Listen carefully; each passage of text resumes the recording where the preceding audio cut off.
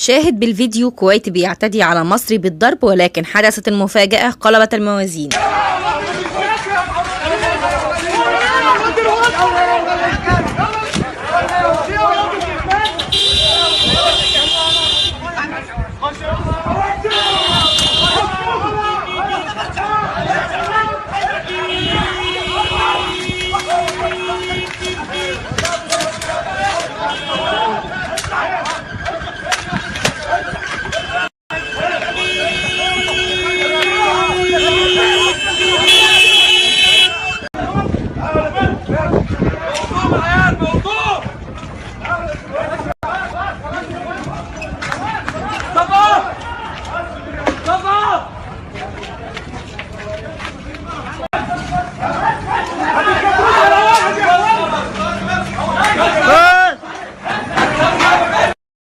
زي ما احنا شايفين مع بعض، ده الفيديو للمشاجرة اللي وقعت بين مواطن كويتي وآخر مصري في الكويت، تطورت إلى تجمع عدد كبير من المصريين ومطاردة الشاب الكويتي وضربوه ضربا مبرحا، وذلك حسب شهود عيان للواقعة.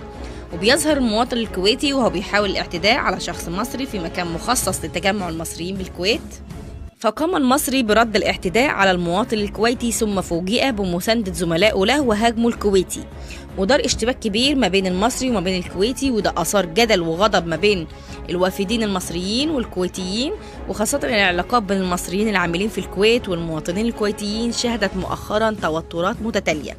لا وكمان طالب العديد من الكويتيين بطرد العمالة المصرية الوافدة إلى بلادهم، وده الأمر اللي أثار ضجة كبيرة جدا، وده تقليل كبير من قيمة المصريين. وزي ما بان في الفيديو ان المواطن المصري قدر ان هو ياخد حقه وما حبش الاعتداء وما فضلش الاعتداء وان هو يسكت وينهان.